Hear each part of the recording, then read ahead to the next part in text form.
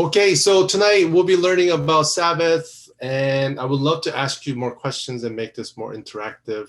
Um, but unfortunately, I have a lot of stuff to cover. And if you get a little bit lost in the midst of all the materials, I just want to, I just have, maybe this is one takeaway, and that is that you trust God. And that's what Sabbath is meant to, designed to do, that you trust in the Lord. And we will get into what that means, how rest equates to trusting in the Lord.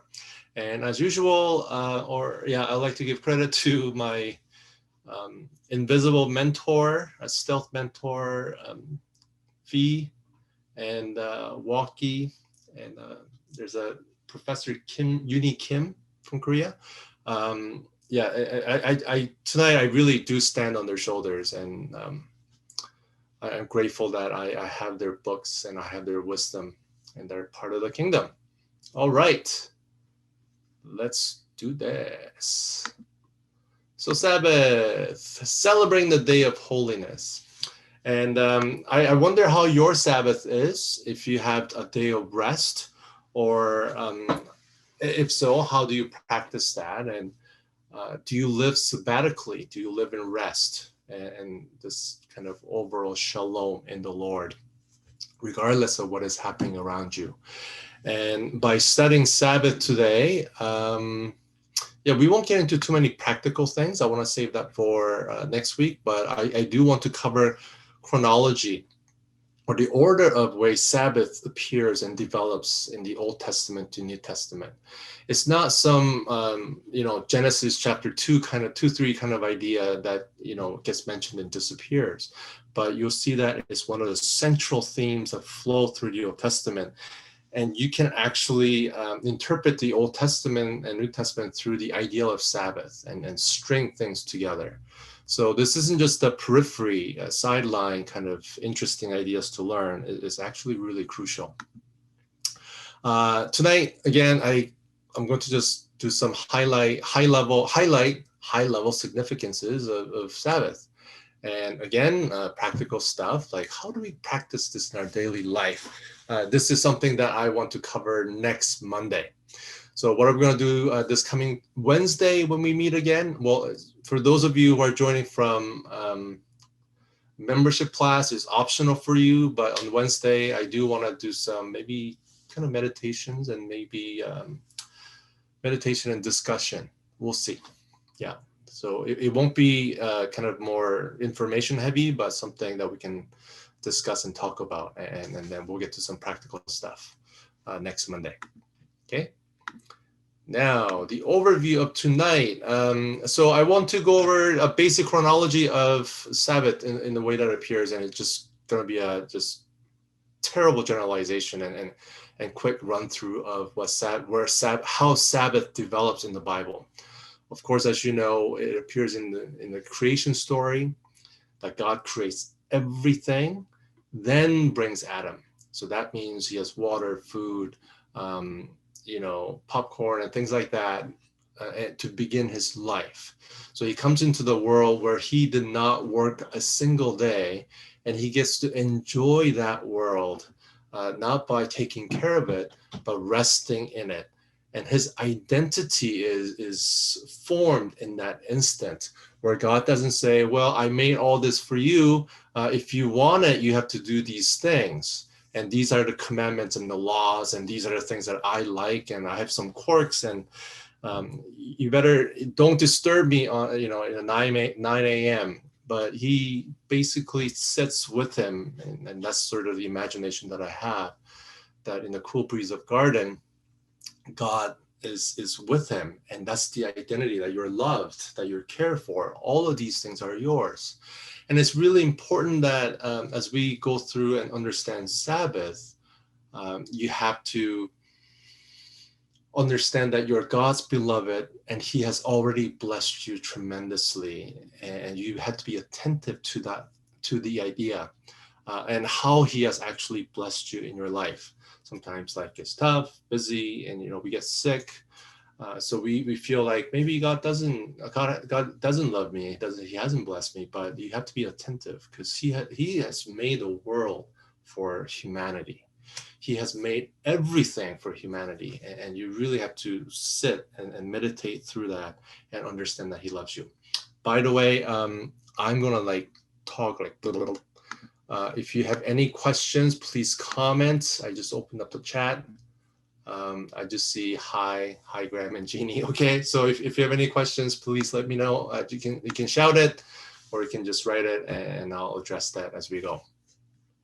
Okay, so so biblical narrative, there's creation and Adam and Eve fall, and then as God calls Abraham, I'm going to run through these very quickly. There's a wilderness scene, right? I think all of you are kind of familiar, where Moses bring people out of land of slavery, and to celebrate Sabbath. So in creation narrative, Sabbath is kind of identity forming. This is who you are, and this is who I am to you. Like, there's a relationship between us. I made everything for you, and I want you to rest, because I truly am like sovereign over all things. So I want you to rest in connecting with me, know who you are and who I am. But as the story progresses, the narrative progresses in the Bible, in Exodus, it becomes Sabbath begins to symbolize salvation. So that's another type of rest, right? That there's a spiritual corruption, and there's all kinds of sin running interference in your soul.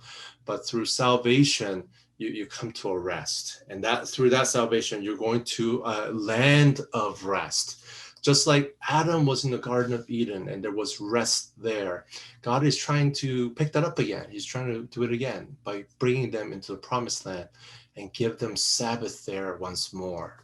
But now the ideal of rest is kind of transforming and mutating into, transmutating into salvation. Okay. So if you have any questions, let me know. So once they go into the promised land, Sabbath yet again takes on a new tone. It's not, I shouldn't use the word transportation or whatever, but it's not like changing into something completely different, but it's fully blossoming into what it is. Like if Garden of Eden was a seed, and that seed is sprouting and it's just growing and it's germinating, and we get to see how the Sabbath is just growing more and more. And the ideal of Sabbath in the promised land is that it's justice, that you do not practice evil, you don't plan evil, you take care of the poor, because as Jesus said, you will always have the poor with you. So it's inevitable fact of life, and Bible recognizes that, but it also challenges people to practice justice, that no one starves, that no orphans and widows are neglected. And of course, the story of Ruth is really that. We would interpret it as,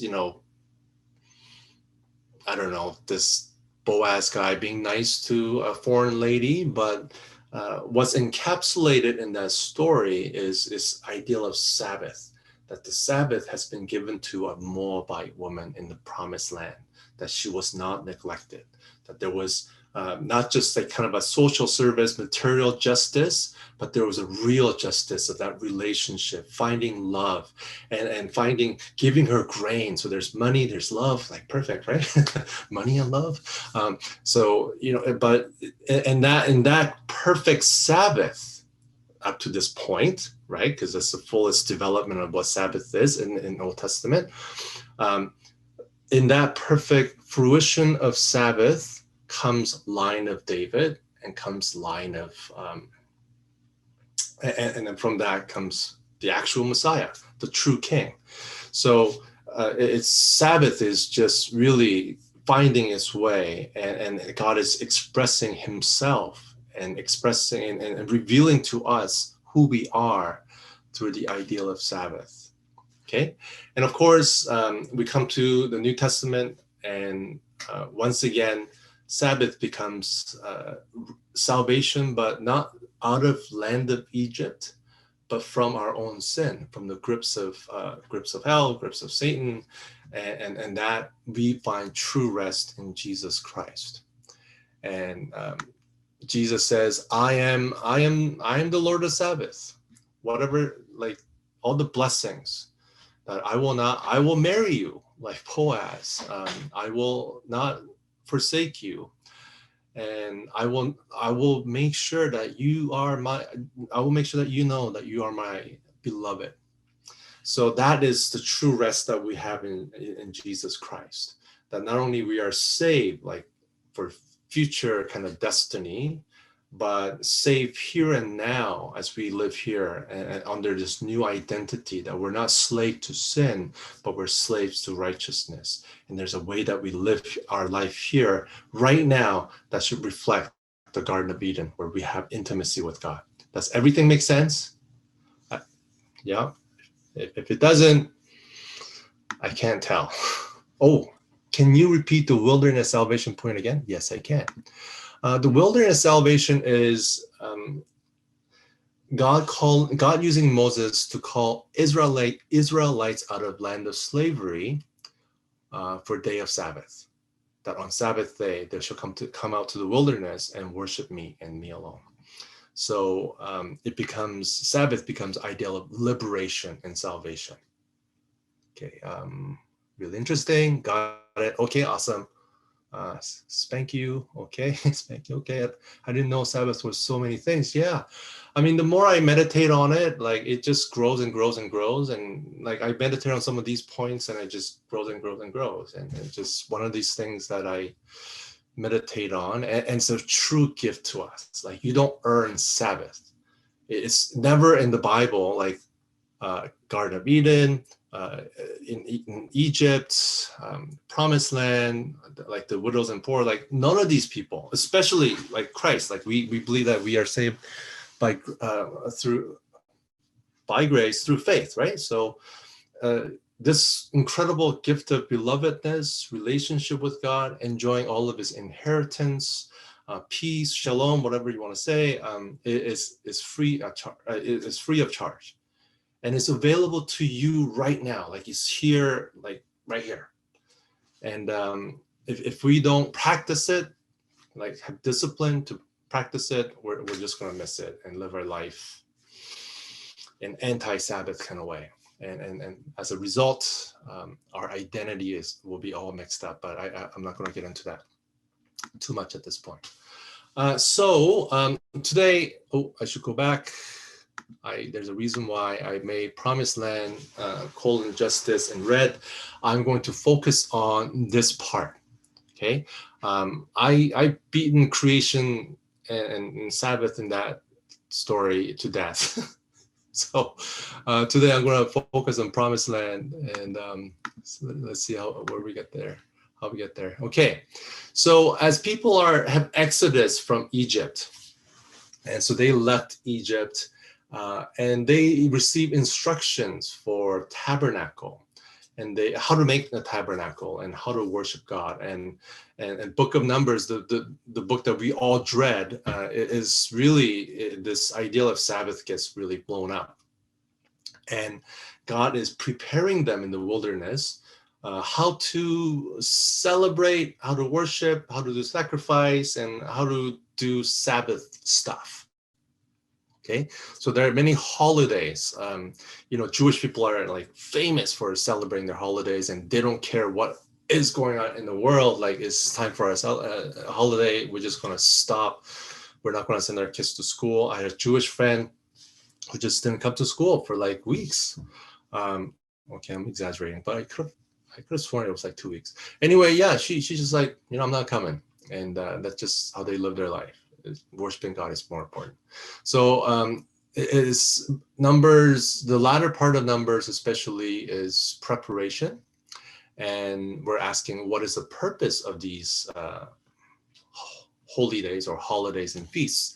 Like as Christians, especially for Bridgewayers, we celebrate Advent, Lent season, and Christmas, Easter, Palm Sunday. And these are holidays, Christian holidays that we have.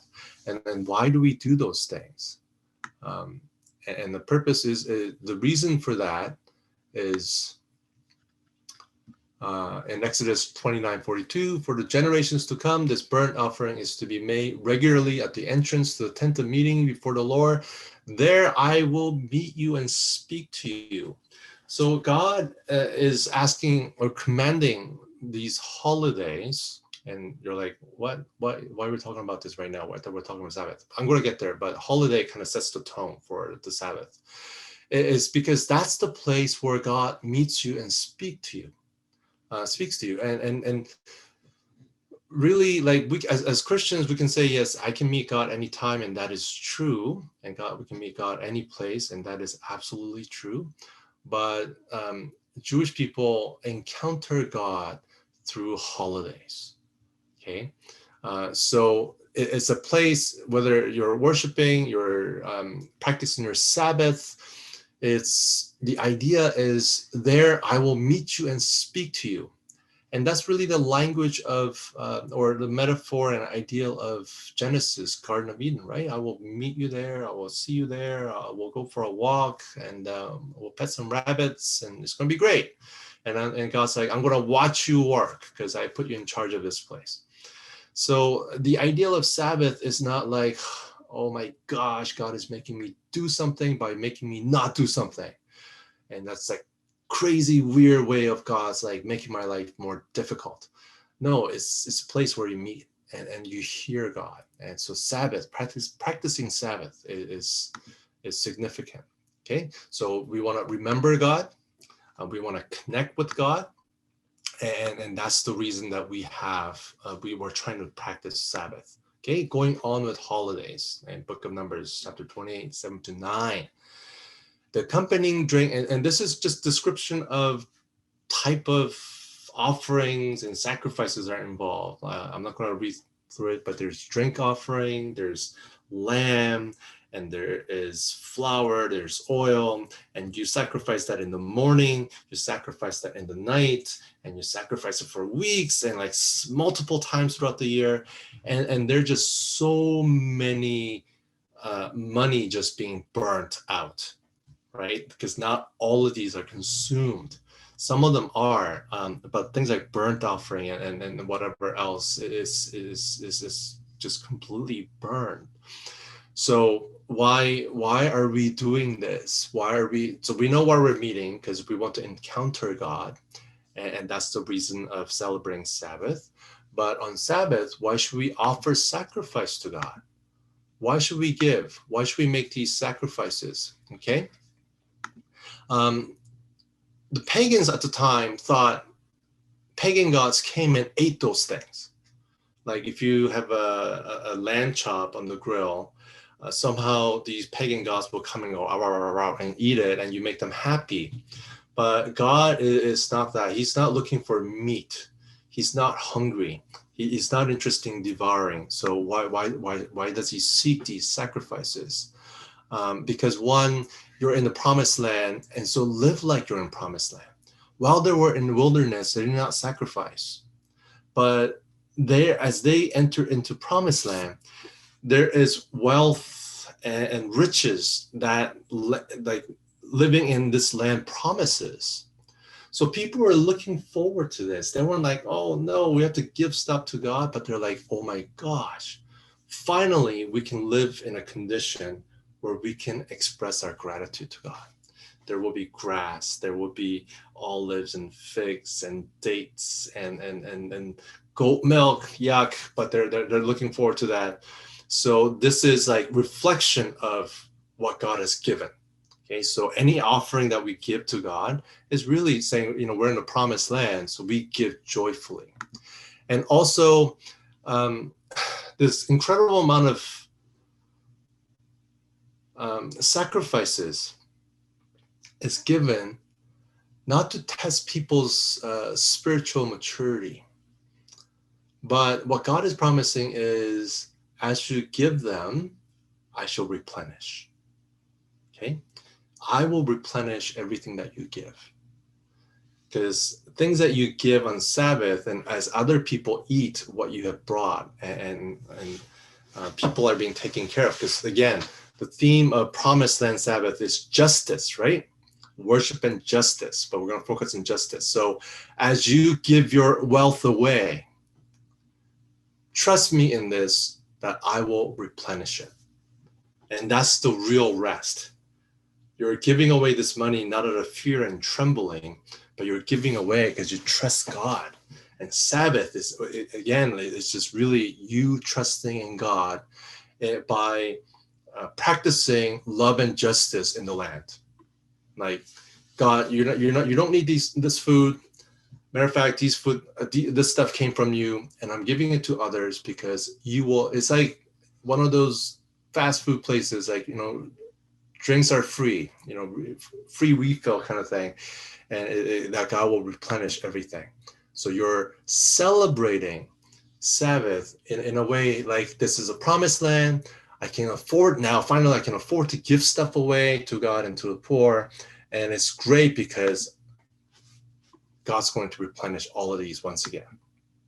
Okay, so this is not a get rich quick scheme or scam, but this is trusting in God that you can give stuff away and there will be blessing. Like, God will send down the rain, like spring rain and autumn rain, and things will grow again, and life will be fine once again. Free refills on the go. Yeah. There might be a market for that. Deuteronomy 13:15. I cut some of the verses. I'm just going to read 14 and 15 here. Then I will send rain on your land in a season. Yep, I mentioned that. I guess I just kind of jumped forward. So really what God is promising is that as you do these things, because the land is so fertile, all that it really needs is rain, like 2 good, like seasonal rains, and some rain in between. In October-ish, it just needs to rain. So things grow, and springtime it needs to rain again so that the ground becomes soft and everything is ready to be tilled. And God is saying, trust me in this, live in rest and Sabbath, and I will do the rest. Okay. Season, yeah, both. That just, wow, did I just write that twice? However, in order for God to bless his people, he had condition, and that is administer true justice, show mercy and compassion to one another, do not oppress the widow or the fatherless, the foreigner or the poor, do not plot evil against each other. Okay, just a review there.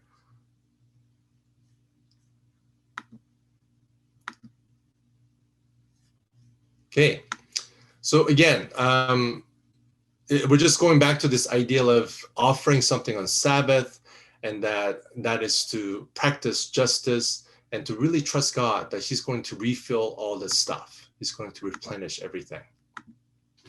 Okay, so then let's go back to the chronology of Sabbath. Once again, I talked about creation. It's a day of rest, and it's salvation for the slaves of Egypt. And Jesus saved us. He's new Moses, and is saving the slaves of sin, and that we are receiving salvation and liberation from our old ways, so that now we can trust God. That we're not looking to Pharaoh for help. We're not looking for his favor, but we're truly looking to God. And as we kind of switch over to New Testament, what we discover is that what Jesus said was, remember when Jesus and his disciples were going through the field and they were hungry? So one of the disciples took some handful of grain, and he started rolling it in his hands and blew away the husk, and he started eating grain, raw grain, because he was hungry. And Pharisees saw that and said, "Oh, you Sabbath breaker, you no good believer of God." And Jesus says, "You know what? You got this all wrong. Sabbath is for you. Man is not for Sabbath. Sabbath is for man. So if you feel, oh my gosh, this is additional work for me, and if I don't do it, God is going to be mad at me," that's not the idea here. God is, the Sabbath is for us because, one, it gives a day where we rest from our work. It's physical work that we're resting from. and I don't know if I talk about this later, but it's a day where we think about what Jesus has done for us, the salvation that we have received. And I think I do talk about that. So it's really is for a time that it's designed for you and I.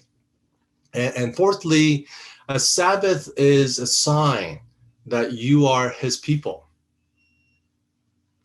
Let me just move things around. Exodus 31:17, it will be a sign between me and the Israelites forever, for in 6 days the Lord made heaven and the earth, and on the seventh day he rested and was refreshed. So as you practice Sabbath, that becomes a sign that you are part of his kingdom. And that's the really unique thing about Israelites. Um, After they come back from Persian Empire, so they lost their land and they were living in Persia and they come back. The reputation that the Israelites had with Greek people were, I think, three things. One was that they just marry only Jewish people because they don't want to intermingle their faith. And secondly, secondly, that they believed in this one God and only one God. And the Greco-Roman world found that really strange, that they didn't marry whoever was more advantageous or whoever was around them. They only marry within themselves, and they only worship one God, regardless of what was happening. Okay, doesn't matter if you're like 55-year-old and you need to find love, and so you worship Venus. No, it's like I just need one God. And then a third thing that they found strange and distinctive about Jewish people is that they rested one day a week, because that was a sign that they're God's people, and Sabbath was built for them. So they took it very seriously, and they practiced their Sabbath rigorously. And of course, the last one is that Sabbath is for justice, but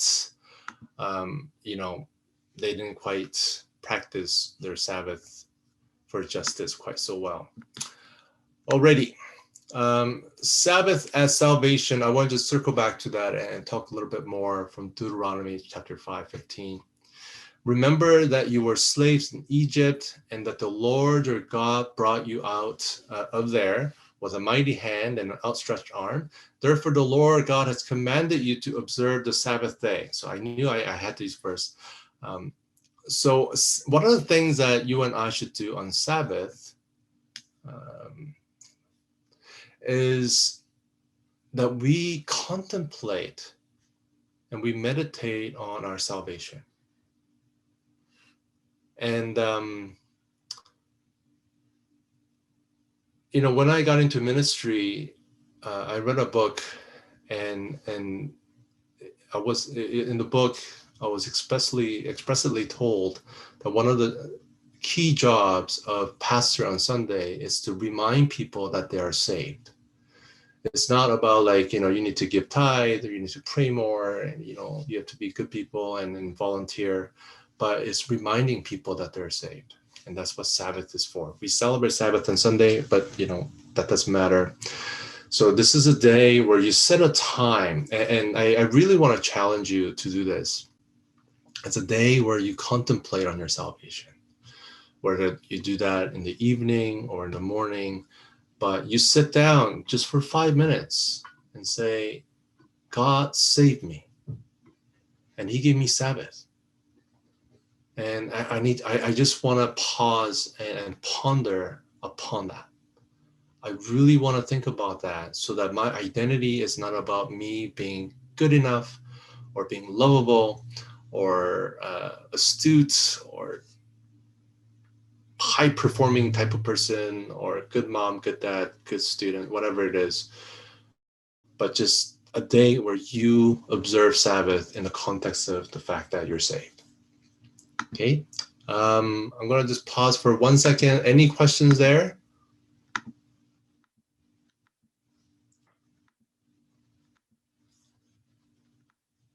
Doke. So I think this is a part where we might be a little bit more interested in Sabbath and work, because we kind of associate Sabbath as rest and work. Now, Sabbath is rest, but it's not leisure, where we're in our pajamas and rolling around and watching Netflix. Although that's kind of fun too. But one is day of justice, like Jesus. He healed a person on Sabbath, right? And Pharisees were upset, and Jesus says Sabbath is for man, and is built for. It's the day of doing good. Like you would rescue a sheep if it fell on a cliff. So what's the difference here? So on the day of Sabbath, Jeremiah 17:21-22, 27, it says, "This is what the Lord says: Be careful not to carry a load on the Sabbath day, or bring it through the gates of Jerusalem. Do not bring a load out of your houses, or do any work on the Sabbath, but keep the Sabbath day holy, as I commanded your ancestors. But if you do not obey me to keep the Sabbath day," so let me just pause there for a second. Verse 21 and 22, basically saying don't work. It's a day where you don't work, and I'll ask you a question about that. Or should I ask you now? Yeah, let me just see. I made this PowerPoint slide. Yeah, no, you know what? I'll just go through it, and I think I have a question at the end, towards the back. So don't work, but if you do not obey me to keep the Sabbath day holy by not carrying any load as you come through the gates of Jerusalem or the Sabbath day, then I will kindle an unquenchable fire in the gates of Jerusalem that will consume her fortress. And this is really actually what happened, because Jeremiah was prophesying, ministering during time of Babylon, just before Babylonian Empire and came and crushed them all. So he was saying, you need to practice Sabbath. Otherwise, what God is saying is, I will bring unquenchable fire, that there will no longer be Jerusalem. And and that warning and prophecy came true. And what's really interesting is that when they come back from the exile, and Nehemiah comes back from Persia to build a wall. And I'm going to guess that all this stuff, what I'm talking about, makes sense to you, because we did the Gospel Project. What happens there is that he comes and builds the wall, builds the gate, and he notices that there's sellers who are coming on the day of Sabbath to sell food, and they want to do business. And that was not what we do as Jewish people. We must have a day of rest where we don't do any work. So he shuts the gate, and he commands, he orders that you don't open this gate. You don't open this gate until Sabbath is over. And because he knows that Jerusalem burned down because they did not keep Sabbath. And that's how important God took Sabbath, because Sabbath is not only a time where you connect with God, know who you are, know who God is, what he has done for you, and also practice justice. Like all of these things, like entire spiritual skeleton and structure breaks down without Sabbath. And that's why it's built into the creation story. And God is calling people to practice Sabbath, because without it, there will be injustice. Without it, there will be a degradation of spiritual walk. And if there's degradation of spiritual connection with God, inevitably there will be moral corruption and so forth and so on. Okay, so now there's a question that I've been looking for. Why should we rest? Why should we not work? Why should we take a one day of the week where we don't do our work? And I don't mean like doing gardening, but work that allows you to make money. Like maybe you brought some work home and you need to do that. And you do that on Sunday evening after church. Why should you not work? Why should you take a day of rest?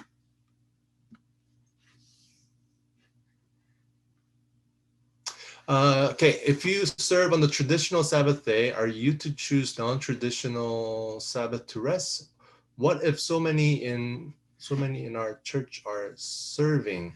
Can we rest while serving? Is there rest in serving? Okay, so the rest here, like Jesus said, like he healed and he worked on Sabbath because True rest is doing something good rather than not doing anything. And that's the idea. So the rest that God is looking for here is economic work.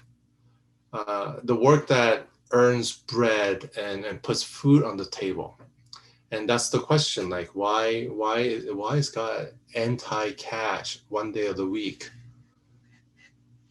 Okay, not trusting myself, but God will take care of me. Okay. And I hope that makes sense, Graham. Let me know if you need further clarification. So it doesn't bar us from doing absolutely no work, but it encourages us to do good work and contemplate on the salvation. So that can be, typified as work. Oh, okay, Jeannie. Okay. Yeah, why should we not work? What does it signify? What is God trying to get us to do here? Get us to see? Doing work makes cash, tends to make us take things in our own hands and make it easy for us to kind of think things for ourselves and make decisions for ourselves and forget God and others. And that's, well, okay, we came to that pretty quickly. That is precisely the reason. God is saying, put your life into my hands one day of the week, where you are not the creator, that you're not the redeemer of your family and of your life. Give me a day in a week where you realize that you're frail and you need help and you need to be in my arms. And that's what Sabbath is. That is, while you rest, I will take care of something.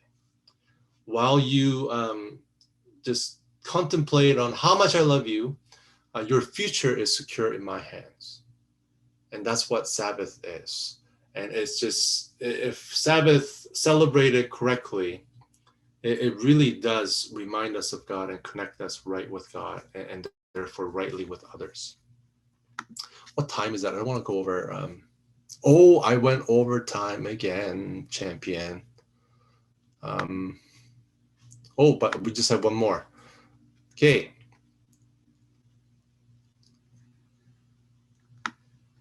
So I think I just want to do a quick, what do you call it? Conclusion here and close this off. And that is to say, in Isaiah 58, it says, if you keep your feet from breaking the Sabbath and from doing as you please on my holy day, if you call the Sabbath a delight and the Lord's day honorable, and if you honor it by not going on your way and not doing as you please or speaking idle words, then you will find your joy in the Lord, and I will cause you to ride in triumph on the heights of the land and feast on the inheritance of your father Jacob. Okay, for the mouth of the Lord has spoken. Some of the things that appear here, like not doing things as you please, or speaking idle words, or words that is pleasing to you, whatever you want to say. I think I want to leave that for next Monday, and that's just kind of part of the practical side of Sabbath. But basically, what we get out of here is that Sabbath is day of joy, it's delight. If you can't, if Sabbath is a burden to you, it's a day where you condemn others who might be breaking Sabbath, in your opinion, then you're doing it completely wrong. Because sitting right next to you is God. And that's how it should be. It should be like Garden of Eden, where you are practicing being in the presence of God. It's like being Ruth, and it's kind of like being Boaz. It's just kind of complicated thing where you are loved and taken care of, but you're also willing to love and take care of others. And there's a way to celebrate this Sabbath so that it's good for you. It's just enriching for you, and the more you do it, joyful it becomes.